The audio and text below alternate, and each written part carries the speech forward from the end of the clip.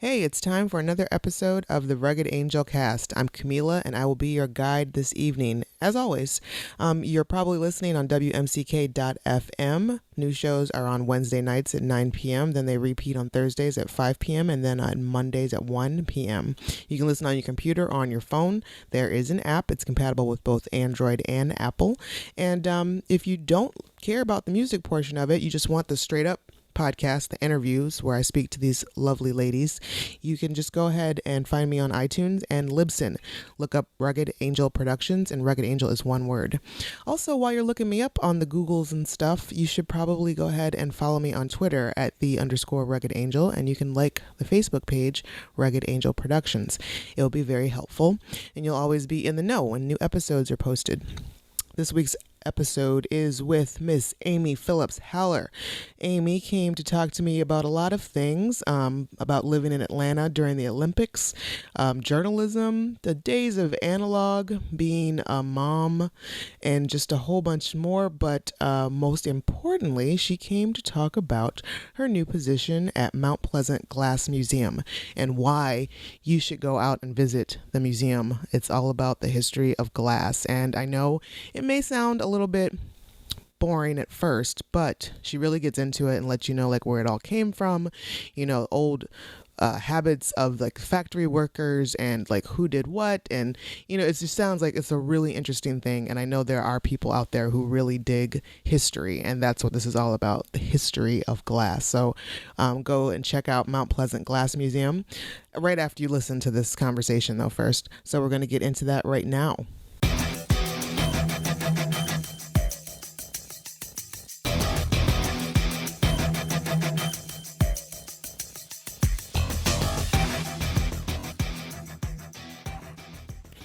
Amy Phillips Haller, welcome to the Rugged Angel Cast. Thank you. Thank you so much. I am happy to have you here today. I'm thrilled to be here. Thanks for having me. Of course. It's been a long time since we have seen each other. I know. Like we were in the trenches together for the Hollywood Theater. That is true. On the board. I know. And yeah, but I guess, you know, we kind of both left, and then, I don't know, you live like in the middle of nowhere or something. I don't know. I don't live in the middle of nowhere, but I do work far away.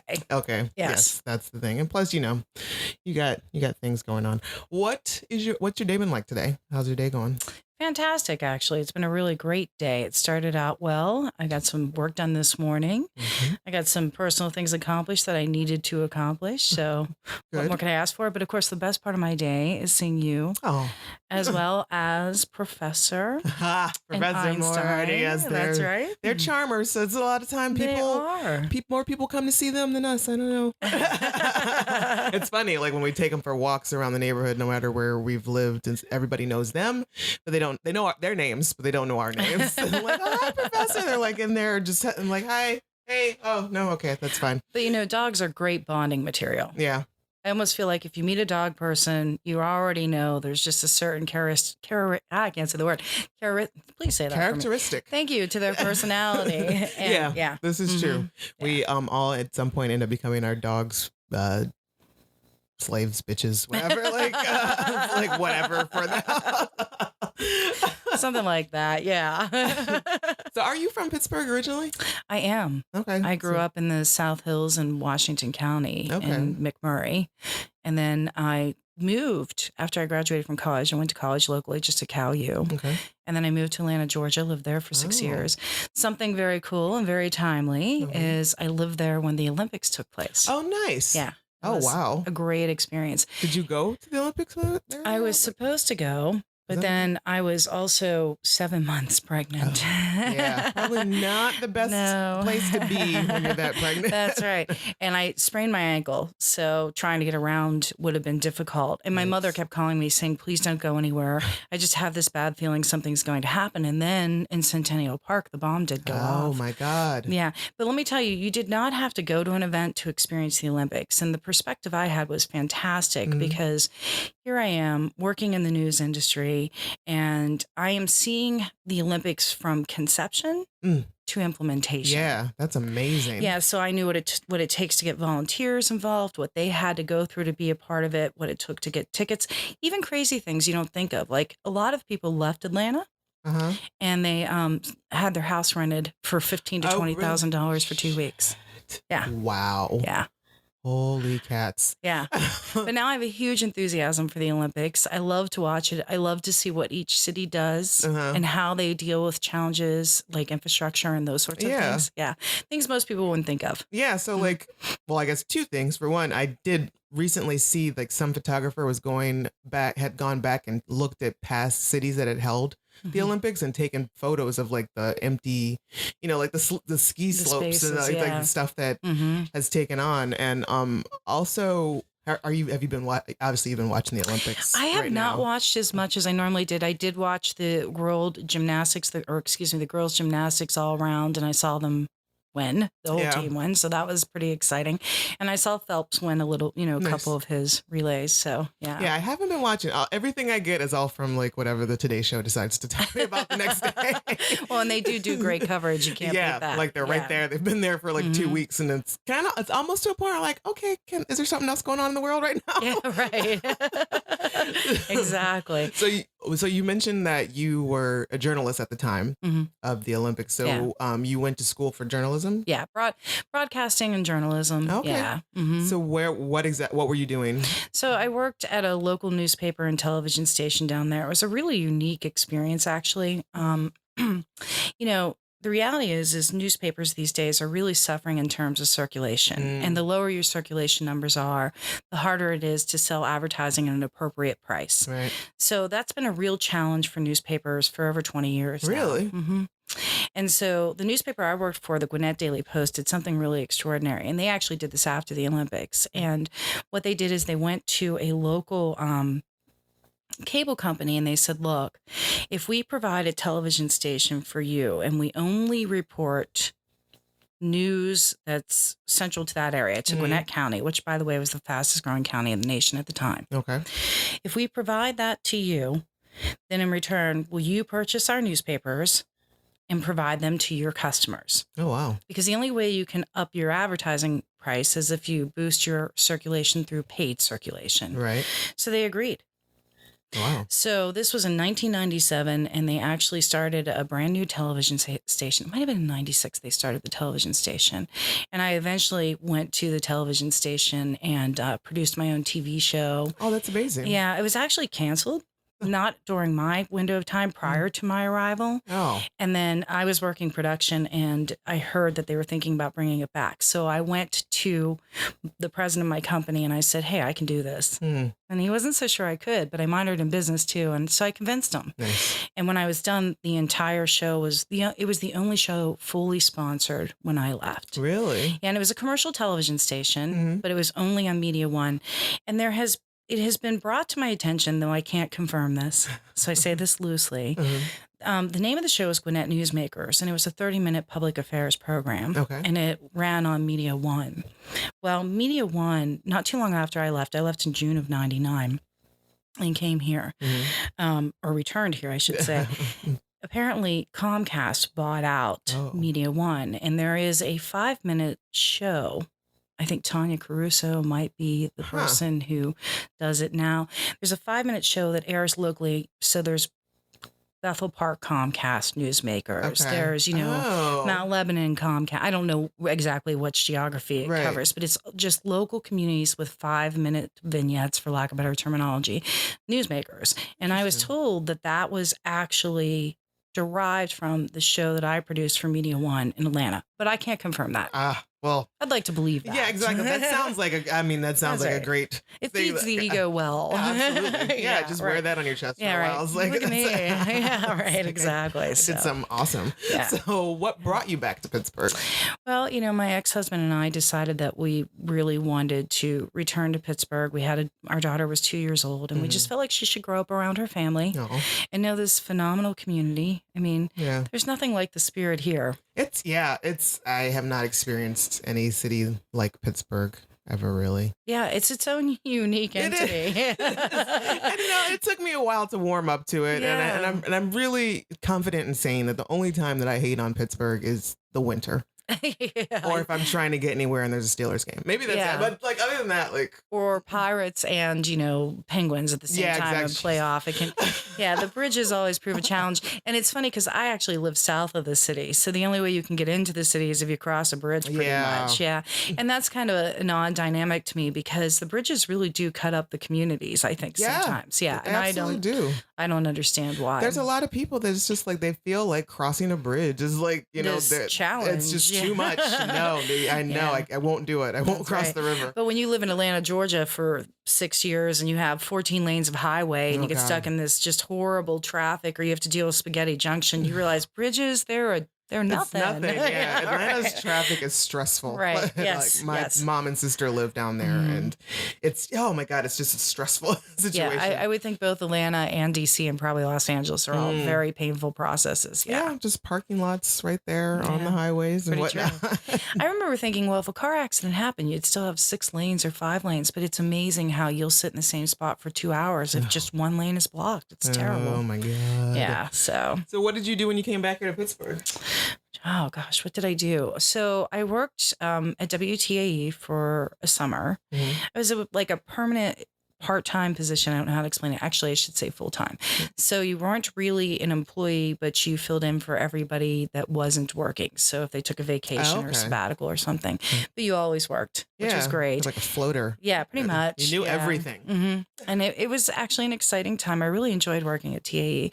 But then I was offered a job to produce a radio show called Everyday Science. And that was a unique dynamic because it was actually outsourced to a company called Big Science. I don't know if you know who Big Science is. I've heard of Big Science. Fantastic music and sound design. Yes. Okay. Yeah. Jay Green runs that. He's just phenomenal. Anyhow, so the Bear Corporation, it was a part of their Making Science Make Sense education program. And they outsourced the radio production and basically all production and producing of the show to Big Science. And so when I was hired, that was my primary responsibility. Okay. So I did that, as well as we did all kinds of other fantastic commercial production, national, local. I mean, Jay has gone on to win amazing awards and just do phenomenal things. So it was a great experience. And I did that for about 2 years. And then certain things in my personal life impacted my ability to remain in my career. My daughter had, it's a long story, but she had an injury that was going to be something that needed my full-time commitment. Gotcha. So at that point, I left my professional life and actually turned my attention towards her, as well as volunteering and working with nonprofits. Which is what, I mean, you got to make that decision. I know that it was a very brave and smart decision for you to have made. And I, your daughter now is in college and it seems like she's doing amazing things and getting ready to take over the world. I think so. I think you did all right. Thank you. Now, was journalism something that you always wanted to be involved in when you were... I think, well, I would tell you that I had no idea what I wanted to do. I would actually say to you, as odd as this sounds, my brother was a pro golfer, and he was, captain of the Penn State golf team, and he was just the golden boy when it came to his sport. And so I always kind of existed in his shadow. So most of my life growing up, I just saw golf and never really was able to examine my wants or needs. Really? Yeah. And then when I was in high school, I was able to, I started taking a journalism class and I just fell in love with it. And I said, oh, this is it.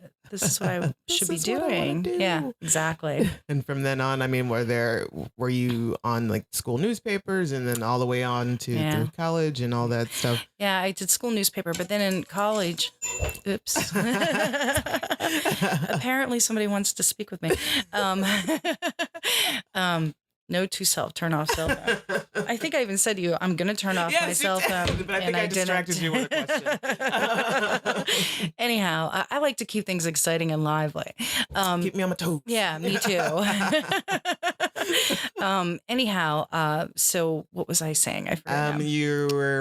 You took a journalism class in high school and then you fell in love with it. I did. I totally fell in love with it. But when I went to college, I actually geared my attentions towards radio. Okay. And I loved that. And I actually worked at a little local radio station while I was in college. But But then after What was the radio station? WJPA. Did you have a show or what? Actually, here's a blast from the past. I'm dating myself. It wasn't just WJPA. That was the AM side of the station. Oh. But the FM was K Country. Oh. Which doesn't even exist now. Oh. Now it's just WJPA, AM, and FM. Yeah. So I've now dated myself. Yeah. Oh my goodness. Yeah. Right. But that was actually neat because that was all reel to reels and automated. It was like the first step towards automated radio. Man. Yeah. Now I'm antiquated. As opposed to everything now is just digital. And God, I do miss the analog stuff sometimes, especially like film. I don't know if kids are still learning to actually edit film if they take film classes or things like that, but I did get a chance to actually edit film. And it was amazing. Amazing. And I spliced the audio tape. Ah, yes. And listen, in my opinion, when you do that kind of editing, it makes you so strong. Yeah. In terms of what you do, even digitally. Right. I think you're a better editor because you got to get it right and you have to get it right immediately the first time. Right. And you're working against a deadline and you can't mess around. So it just makes you better. I think. Yeah, absolutely. Would you want to get back into radio or anything like that? Or I think that if I wanted to go back into radio or any sort of media, it would be behind the scenes. So in other words, I would love to produce a radio show. That would be great. It would be totally up my alley. But I also am very excited at the prospect of being able to take my media skills and actually translate them into industries outside of the media that are still thoughtful and meaningful, that there's thoughtful and meaningful uses to it. Right. So what do I mean? For example, what I do now professionally, in addition to my regular skills, I am currently working on an exhibit where I'm incorporating video into it. Great segue. Thank you. And so to bring it on there, you are now you're with Mount Pleasant Glass Museum. What is your position there again? So I'm the museum director at the Mount Pleasant Glass Museum. And this is a relatively new museum. It's only about 3 years old. Right. It was started either at the tail end of 2012 or 2013. It's kind of who you ask, because I think it was a conversation before it ever really came into play. Okay. So tell us about it. Like what goes on? What's the big who? So the one thing I like to tell people when they come into the museum is that it's actually it's really important in terms of history because, especially regionally. So when you think Pittsburgh, you think Steelers, Penguins, Pirates, but sports aside, you think steel industry, you think coal mining. But the glass industry should be a huge part of that conversation as well. And most people don't realize that. I had no idea that you were telling me that you said 80% of? Yeah, about 80% of the nation's glass at one time was actually produced in this region. That's amazing. Now, that could also include parts of almost the tri-state area, West Virginia and Ohio as well. But when you put it into perspective and you think about the days before we had paper plates or plastic products, everything you used was in glass. Yeah. Exactly. The neat thing about Mount Pleasant is they had 3 large factories that generated glass, both nationally and some of it globally. One was called L.E. Smith, another was called Bryce Brothers, and then the final you'll know, and that's Lennox. Right. Yeah. Okay. So they were factories all in Mount Pleasant. And actually there was another factory that we're going to start to add to our conversation called Anchor Glass, but they were only around for 2 years. And their factory was purchased by L.E. Smith.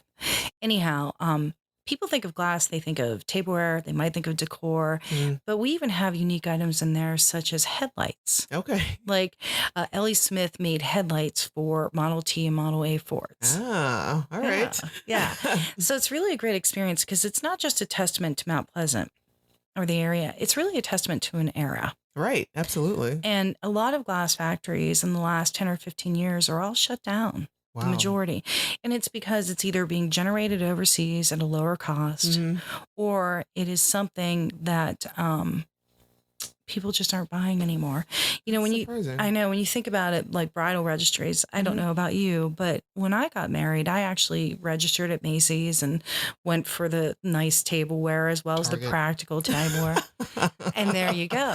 Because these days people actually, it's Target, it's Bed Bath and Beyond. And that's really a testament to how the industry has just really changed. Yeah, seriously. Because I guess you don't really, or I have yet to come across anyone who's really I guess in my generation or whatnot, the china. Like, Yeah. we're having the nice, like you bring out the nice Right. tableware and the dinnerware. Everyone's just like, I don't know. It's like, I got these at Pier 1.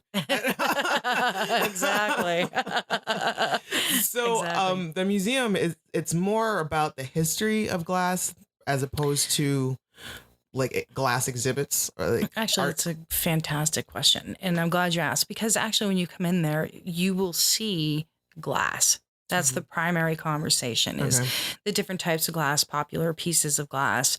And since I have started the museum, my goal is actually now to tell the stories behind the glass. Okay. So, for example, there is the Bryce brothers made a type of glass called Aquarius. The pattern was Aquarius. Okay. Okay. Excuse me. It's actually beautiful. And it's got, I don't even know how to explain it, almost like a diamond in the center of the stem. Okay. And then the top of it may be purple and the bottom of it, the foot might be purple. It's just beautiful. So a man named John Kennedy started working for Bryce Brothers in 1895. Okay. And he retired somewhere in the 1940s. There was a period of time he was a coal miner, but not very long. And he was a glass blower. But his pension just wasn't high enough. So he had to return to work. So he was, I think, in his mid-60s, maybe 65, 67. And he was working for Bryce again. And it was 1950. And he designed this Aquarius pattern. And it ended up being one of the best sellers ever for Bryce Brothers. Really? Yes. Wow. Exactly. And so now when you look at that piece of glass, you see a man. So those are the stories we're trying to bring to the table. Okay. Yeah, I get it. That's no, I mean, I didn't mean to cut you off, but yeah, No. like that's totally all right. So, what types of is there certain programming that goes along that you guys are doing or starting to do, or what's? Yeah, so we before I came on board, there were all kinds of just really fascinating exhibits. Everything from paperweights, and the following for paperweights is actually pretty large. Yeah. Yeah, it is. And now we actually... I guess people collect them. There are people that full on, they're like, yes, I am a nerd for paperweight, like glass paperweights. Right, exactly.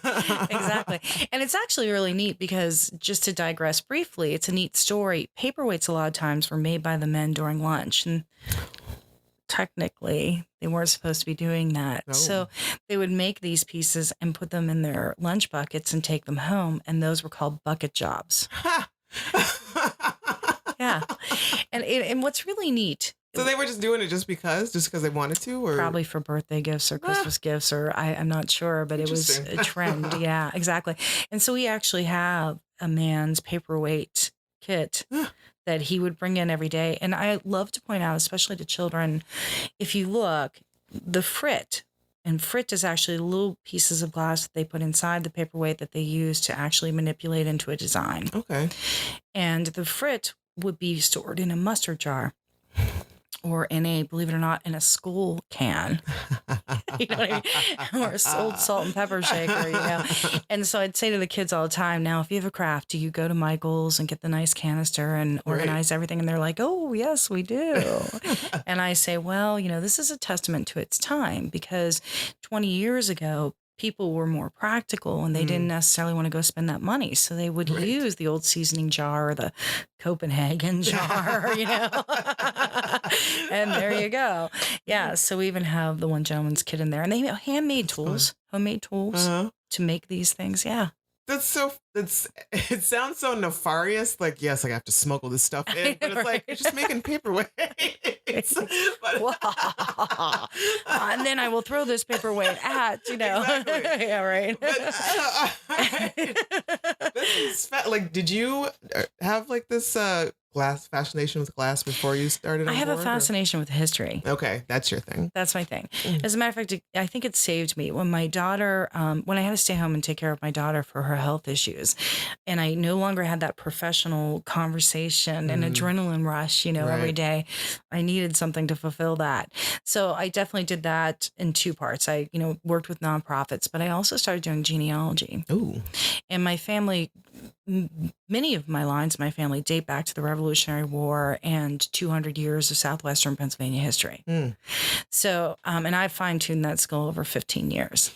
Wow. Yeah. Okay. So Genealogy is fascinating to me. And so you did this prior to Ancestry.com, or I did with it the help of? right. I did it with the help of, but when I started, Ancestry.com didn't even have all the censuses yet. Okay. Yeah. So, I mean, it was back in the day where you still had to go to the courthouse to find out the grand mystery or send in for the death certificates. And yeah, I definitely unveiled, can't say that word either, some family secrets. Really? Yeah. Oh my! So how far were you able to go back? Well, it depends. So my very favorite relative or ancestor, I go all the way back to when he came from South Wales to Chester County in 1755. Oh wow! And but there's one line, and it's actually through somebody else's research. So I always say that because it's not mine. Okay. Which means until I do it myself, I'm not going to. You can't claim it. Well, I wouldn't claim it, but it's more a matter of validating it. Okay. But apparently this one particular line goes all the way back to Scottish nobility. Yikes. I know, into the 1500s. Man, oh man. I know, the Kintail clan.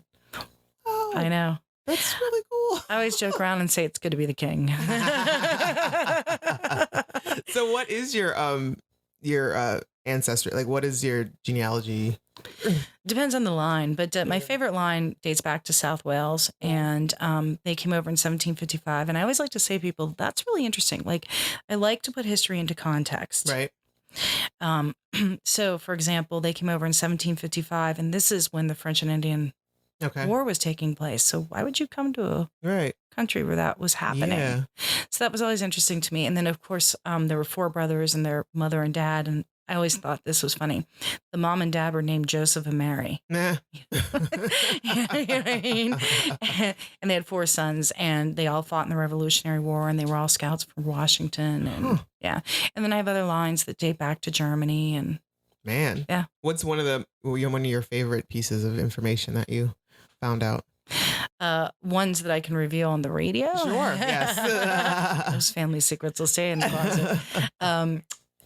It probably is that I descend from 3 Revolutionary War soldiers. Okay. And though I don't descend from this line, they're cousins to this line. There was a man named Robert Townsend, and they lived in Oyster Bay, and they were actually the ones who, oh gosh, I have to get my details correct here. They were the ones that busted Benedict Arnold, for lack of better terminology. Okay. Yeah. And so they were cousins of ours, and so I always think that's a pretty neat story too. And there's, what is it called?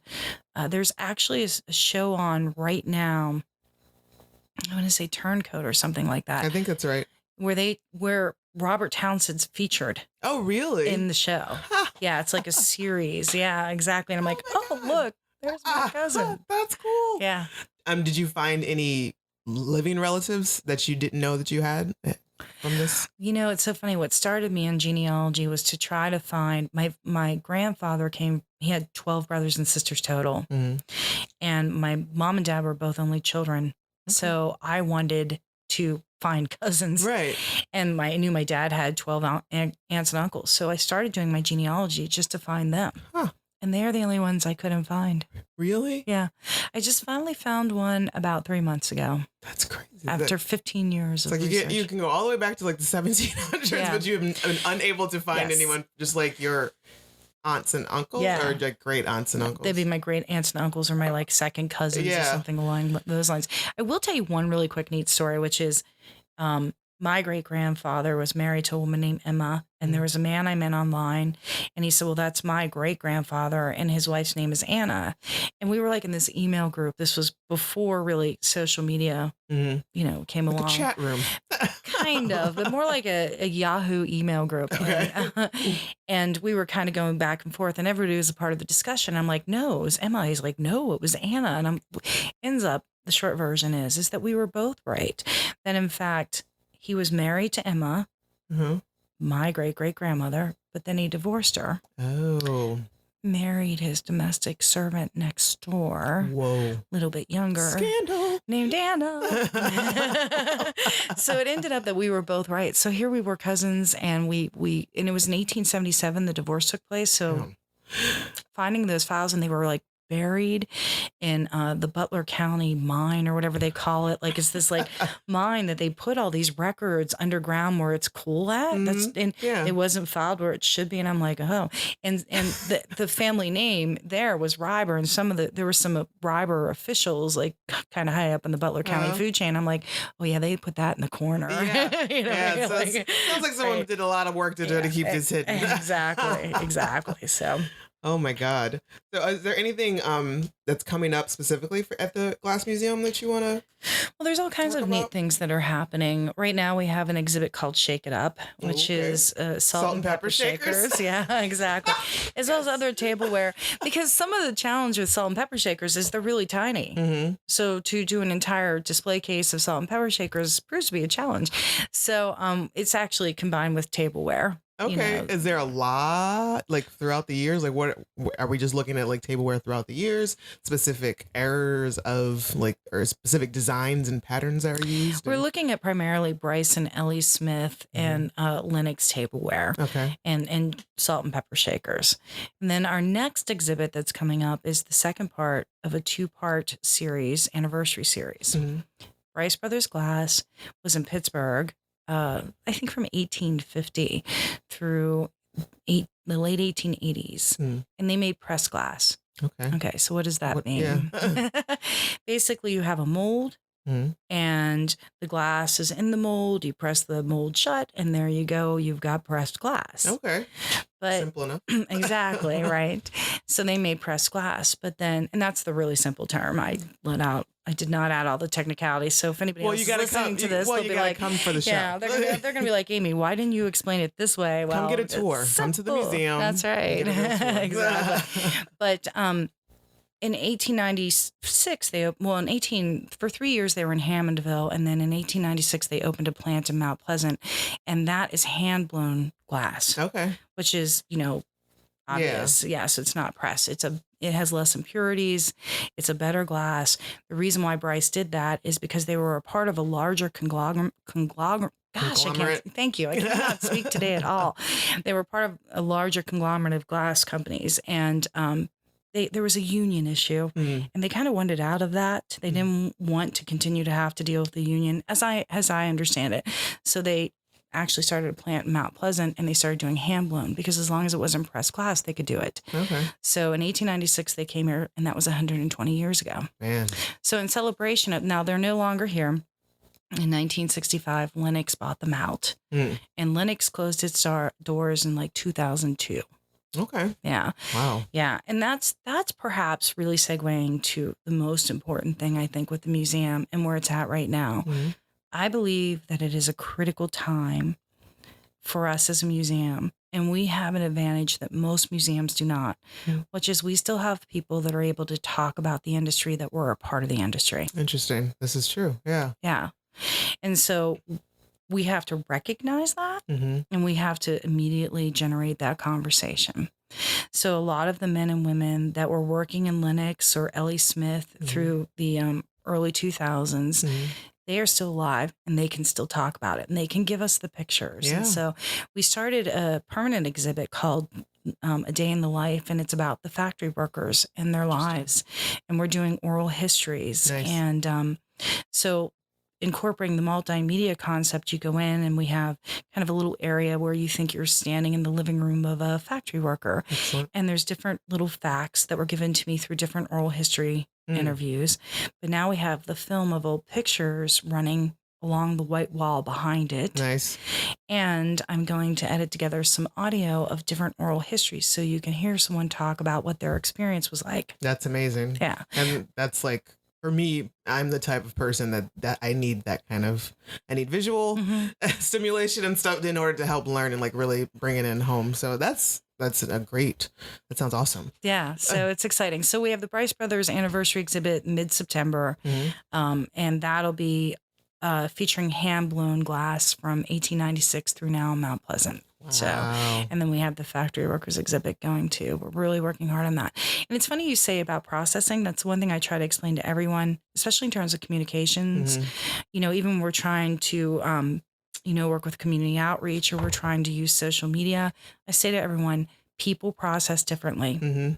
video stimulates this person, audio stimulates this person, hands-on stimulates this person. So slowly but surely, I'm trying to bring that into the museum as part of the experience. Yes, so you kind of have something for everyone that can kind of just, like, help. So you still are there are going to be like classes? You mentioned like hands-on, like would you have demonstrations or? So historically they've had like glass etching classes. I really cannot talk today. So challenged. But they've had stuff like that. But I want to be able to have stuff that people can touch. And of course, we're talking about glass. Right. You know? That becomes challenging. Yeah, I always like a challenge. But, you know, for example, something like milk glass, it's not very expensive. There is a great deal of milk glass. So I'll have a piece of milk glass out. Milk glass is just white glass, for lack of better terminology. But there's a neat pattern on it. And I'll let the kids handle it and touch it and feel that pattern and show it to them. We have cullets. I don't know if you know what cullets are. I didn't either. I'm learning. So after a day's work is done and they've met their turn or move, which is, I always like to say in simple terms, is equivalent to a quota. They'd have glass at the bottom and they'd break it up. And those pieces, they'd be in the color of the glass they were producing that day. They could be orange, they could be clear, you know, and they would a lot of times put them back in for the next time that they were making that, but not always. Sometimes they disposed of them in the back, and there's actually cullet hills. Yeah, like there's hills of glass, apparently, of just pieces and chunks of glass. And so I like to, you know, bring those out and let the kids look at them. They could be the size of a paperweight or something and examine them and look through them. So those little ways. Now, I would love to go to a cullet hill and get a bunch more of those until somebody said to me, well, are you good with snakes? And I'm like, whoa, no. Snakes? Who wants to go do that for me? Oh my God. Yeah. No, thanks. That's not going to happen. I'd be in tears. So what haven't you done yet, Amy, that you want to do, whether it be professionally, personally? Oh, that's a great life question. In general. So I drafted a book. Ooh. And I did that by accident. You know, I should be like, oh yes, I drafted a book. But no, it totally happened by accident, which I think just adds to this story. Oh, yeah, yes. By accident. I totally did.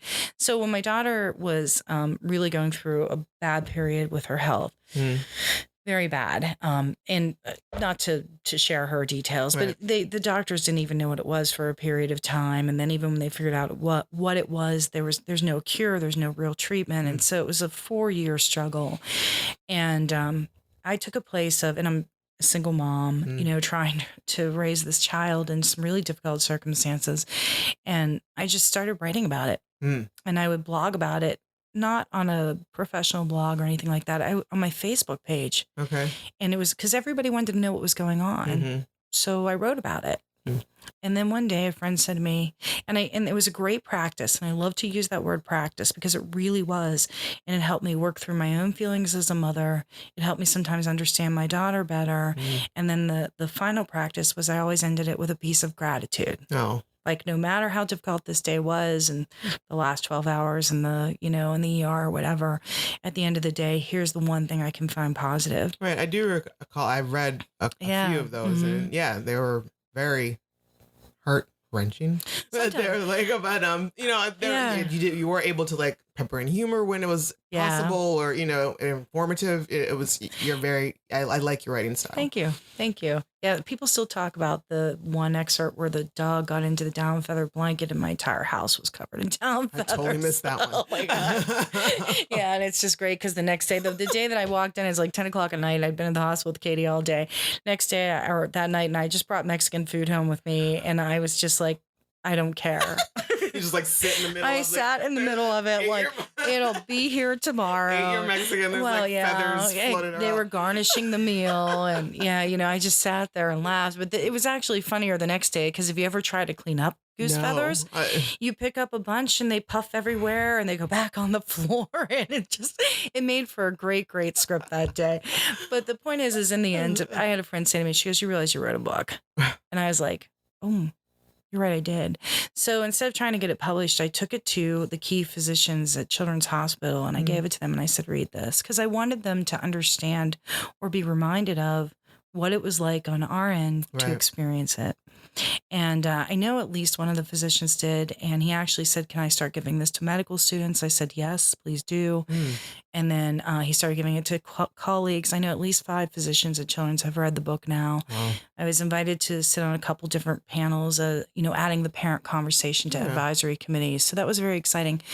And I think now it's time to try to get it published. Yeah, absolutely. So that's the one thing I keep thinking, it's time. That's exciting. Yeah. That's pretty great. Hopefully that works out well, and keep me informed of what all that.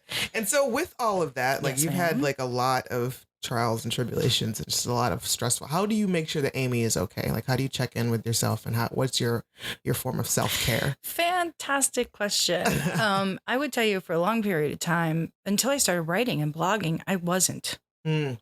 And the writing started to help me.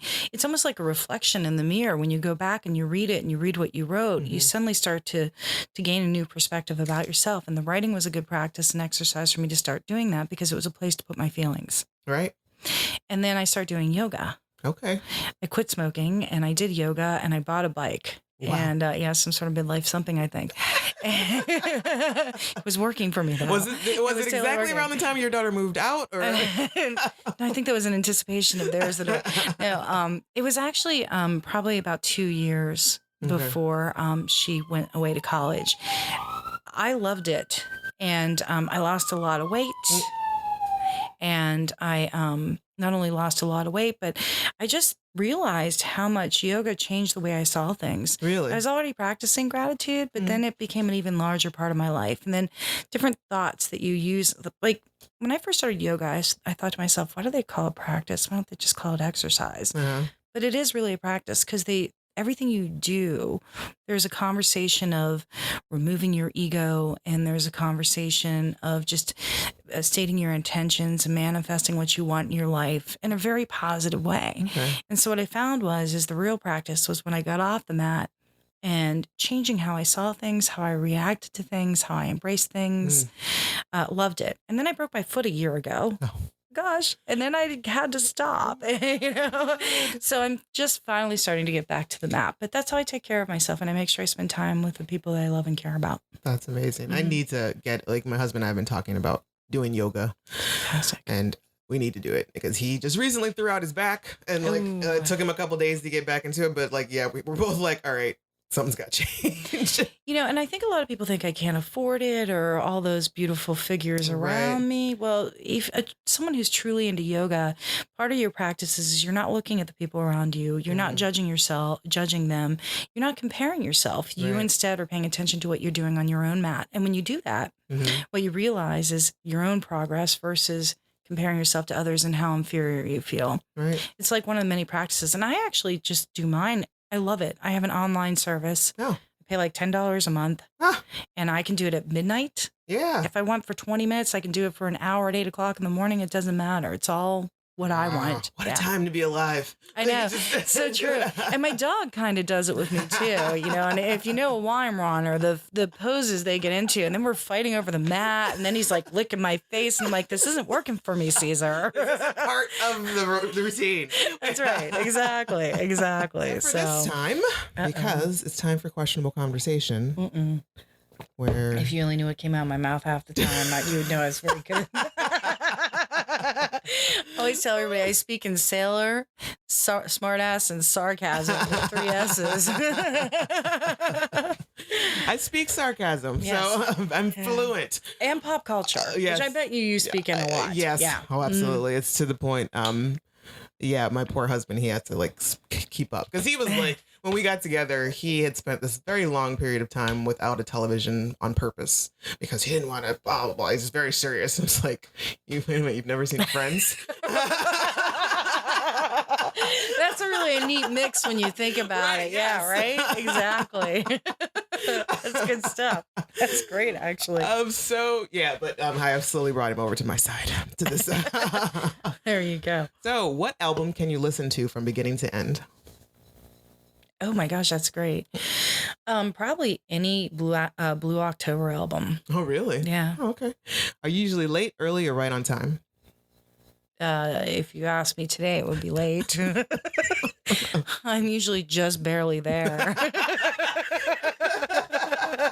Fair enough. There you go. Your favorite word? Gosh, that's a great question. Sail or speak aside. Just kidding. What is my favorite? Empowerment. Nice. Can you juggle? Life, yes. Balls, no. All right. What was your first job? Oh, gosh. Oh, I was a bus girl. Who are you? At a country club in the South Hills. What a miserable job that was. I only worked it for 6 months and I was out of there. Those are never. Yeah. Your favorite song to sing? Oh, gosh, that's a great question. I make up songs. Do you? I do. Too. I sing to my dog. I do too. I do that all the time. I make up songs about them. I do. Yeah. I do. And like my daughter, like our last name was Haller. I'm of course divorced now, but I still have Haller. And so she would always be making noise and she was a little baby. So my ex-husband would hold on to her and he'd tap her hand against the thing and we'd go, silence. And then we go, noisemaker, I am a noisemaker. I'm Katy Patty, holler instead of howler. And we would strike her hand up and so she would strike and she loved that. She'd go again. And so, yeah, crazy things like that. I like it. Okay. Made up songs, your favorite songs to sing. All right. Yeah. I dig it. Can you survive or would you survive a zombie apocalypse? Oh, gosh, no. No, I don't think I could even try. I feel like I've often thought about that. Like if the end of the world were coming, what would you do? And I'd probably just be like, all right, where are some of my close friends? There's nothing we can do about this. Let's make the best of this last few hours. You know what I mean? Fair enough. That's right. What is your favorite flavor of milkshake? Oh, anything my father made. Oh, really? My dad was a soda jerk for an Isley store. Nice. Owned by my grandfathers. It is, I think, one of the very few Isleys still running to this day, although it's not in my family anymore. Really? Yeah, so my dad used to always make the best chocolate shakes. Oh, yeah. Wow, that's really good. Yeah, it's cool. What is your favorite part of the human face and why? Your lips. And I think it's because it's the most important part, both in what you wear, if it's a smile or a frown, and what you say. Yes. Yeah. Great answer. Thank you. Do you talk to yourself? Too much. I hate admitting that too. Did you have posters on your wall as a teenager? Oh God. The question should be, did you have any walls showing when you were a teenager? Like, what were some of the ones that you had on there? Okay, this is the, moments you hate to admit segment. I had everything from Jim Morrison. Yes. Yeah, right. To like Motley Crue and Quiet Riot. Yes. I was a little into that whole hair band thing. Yeah, Rat and roll, baby. What is your favorite holiday? Oh gosh, I think it's anyone that I can spend with my family. Oh, can you do any accents? I think I can, but the reality is probably not. The only thing I can probably do is a little bit of Southern because I lived there for 6 years. Okay. Yeah. Would you like to? It's really pathetic. It's more like, I don't know. So I always like to tell this story. So my ex-husband, he had a bit of fortitude, and down south, it's still a little unforgiving sometimes. And so my ex-husband walked into a bar kind of in the parts of the South that are still very rural. Mm-hmm. And he ordered a beer and he had to show his license, and it was still a Pennsylvania license. And they said, the guy looks at me and goes, "We don't serve your kind down here." That's the best I can give you. and my ex-husband just came back with a remark that was just so completely wrong and so funny. And but the guy respected him for it and handed him the beer. Served what, Pennsylvanians?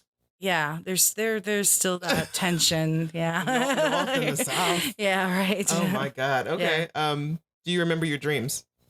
Yes, sometimes. Outside of your family, who is your closest or oldest friend? Oh, that's easy. Her name's Trish. We've been friends since we were 11 years old. Oh, that's wonderful. Yeah, that's I just talked to her yesterday. Yeah. Shout out, Trish. Yeah. What's the last movie you saw? Oh gosh, it wasn't Ghostbusters. It was, I don't know the name of it. It's the superheroes. Suicide Squad? That's it. All right. Yeah. Ditto. I mean, not. Yeah, that's the last one. Well, that's the last movie I saw in theater. Yeah, it's definitely. I sound a lot more thoughtful if I tell you I just watched Dances with Wolves yesterday, which is also true. Are you a good cook? Terrible. You never get tired of blank. Yoga. I love it that much. Nice. Are you proud of yourself? I am. Describe yourself in one word. That's a great question. Enthusiastic. And that, my dear, is the end of the show. Okay. We have. That was scary. That's it. Where can people find out more information about the Mount Pleasant Glass Museum? So that would be www.paglassmuseum.org. Okay. And is there a Facebook page with the same name and all that stuff? Or? Yes, there is a Facebook page, and we hope to start Twitter and Pinterest soon. Okay. So, yeah, please come. It's really worth the tour. We're just doing more and more research every day, and you're not just coming to look at glass, you're hearing the stories behind the glass. Awesome. Mm-hmm. Thank you very much, Amy, for hanging out with me. You're appreciate it. You're enthusiastic, and I love it. Woo-hoo! I love you for it. As always, you guys can check out past episodes of the podcast and stuff on RuggedAngel.com. Also to be found on iTunes and Libsyn under Rugged Angel Productions. Rugged Angel is one word. And you can find me on Twitter at _Rugged Angel.